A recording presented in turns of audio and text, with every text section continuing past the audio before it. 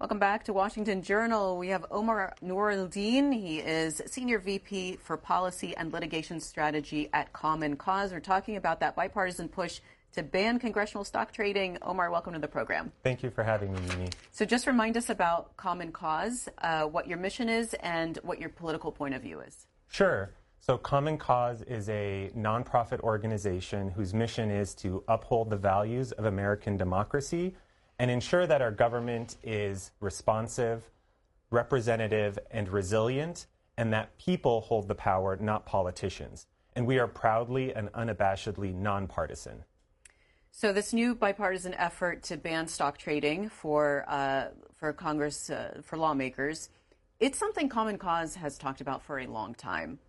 Why the renewed effort now? What's going on now? Sure. I think people are fed up. They're fed up that folks in Washington, members of Congress, get to benefit from their public office. Several things have happened in the last few years.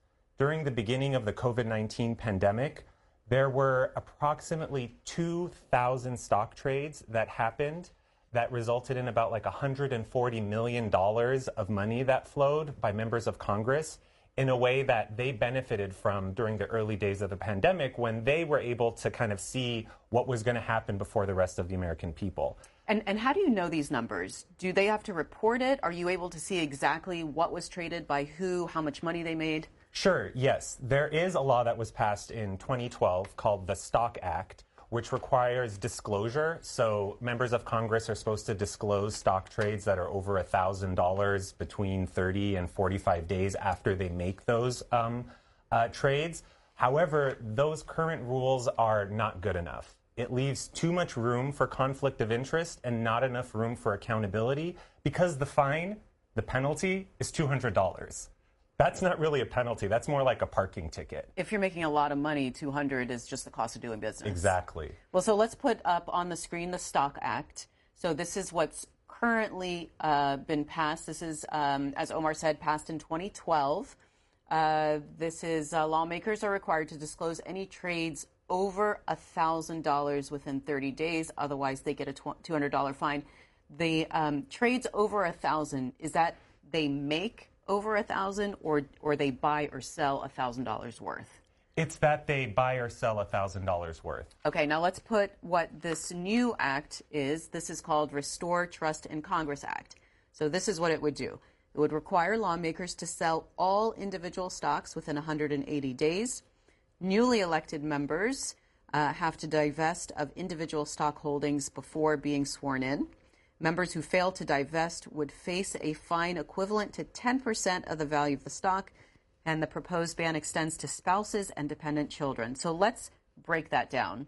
The first thing is that all lawmakers, all members of Congress, would have to sell every stock that they own as long as it's individually owned, not in, for instance, a mutual fund or something like that. So I would imagine they would push back on that, saying, if I sold now or, within the next 6 months, I'm going to lose a lot of money. That was not my plan. Well, as long as these rules are in place, people will know them going into it, and they'll have to make that decision. I mean, being an elected official is a privilege. It's not a right. And they can do financial planning that sets them up well before they enter public office. And for those that are in public office already, this is part of the cost of doing business if you want to make sure that the government that you are supposed to lead is actually reflective of the people and not for your personal gain. So they should be laser focused. All members of Congress should be laser focused on the public good and not their stock portfolios. And then this, so the fine now would be 10% of the value of that stock that they own. Correct. So everything, the value of it right now. Correct. And I think there were some versions of the bill that also said up to a month's salary, whichever is greater. And so those are actual penalties. That's not the parking ticket $200, and that would be a deterrent because currently the current rules are not an actual deterrent.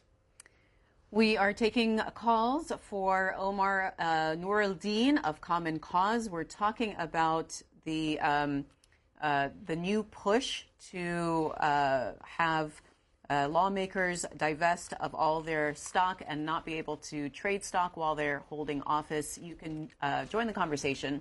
Democrats are on 202-748-8000. Republicans 202-748-8001, and Independents 202-748-8002. I want to show you a portion of Democrat Seth Magaziner and Republican Chip Roy. They were at Wednesday's news conference, and they talked about including other branches of government in this stock ban. Here they are. Many of us, I think, in both parties support including the president and vice president. We are working to see if we can get a critical mass of support to include them or not. If there is, that can always be introduced as an amendment or as a separate bill. But in the meantime, we are putting in this bill that has broad consensus to get the process moving, to keep the pressure on while that conversation continues. I certainly support it. I think many people here do. We're working to see if we have that critical mass. But it's really easy for us to go point. And I would say this last year, a year ago, with President Biden, President Trump, doesn't matter. This is not a political issue. But we've got to work through executive branch application and getting the votes for that. I would love to have that debate. I would love in regular order to have this come before the committee, come before the admin committee, and then offer amendments and have that debate and bring it forward and offer an amendment that it applies equally to all three branches. That would be a fantastic debate. And I would likely support going in that direction. But I think we need to focus right now on one very clear message. Congress, those of us here, we're responsible for managing our own affairs.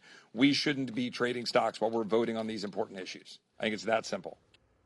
No, Congressman Metzinger said that there's broad support for this. How broad is that support, and do you expect this to pass? Well, the support amongst the American people is very broad. It's, I think, over 80% of Democrats, Republicans, and Independents all support these types of measures. And we've seen similar types of laws introduced in previous Congresses. There is broad support, but at the end of the day, it hasn't passed yet. And there are some reasons for that, because usually the folks who are writing the rules don't like to write the rules about themselves. But at the beginning of this year, there was a lot of light shed on how similar stock trading that happened during the COVID-19 pandemic happened during the tariff turmoil. So when we weren't sure what types of tariffs, who they were going to apply for, members of Congress had briefings about what to expect. And again, there was a lot of stock trading happening during that time. Even the president mentioned that when he put a pause on the tariffs, the reciprocal tariffs, and the stock market rose. And he said, he bragged, there was a lot of people that made a lot of money off of this. Right. The interesting thing is, he didn't then say we should ban congressional stock trading and include the executive in it. That would have been real leadership. Are there any loopholes in this act or in this bill, how it's written? Are there exceptions? Well, as we heard from the representatives, the executive branch is not currently included in it, the president, vice president. There are already pretty robust ethics and conflicts of interest laws for the executive branch broadly. But the exceptions, as you mentioned, are for the president and vice president. And so the hearing members of Congress saying that they're open to amendments that would include the president and vice president is encouraging. So what are the rules currently for members of the executive branch, whether they are political appointees or civil servants? Political appointees and civil servants have broad disclosure requirements across their entire portfolio, listing out, mutual funds, individual stocks. They also don't necessarily have the same level of access to non-public information that a lot of other lawmakers do. So, in fact, the civil servants and political appointees have greater restrictions and less information, which makes it all the more bewildering why the people with more information and more power don't have greater restrictions.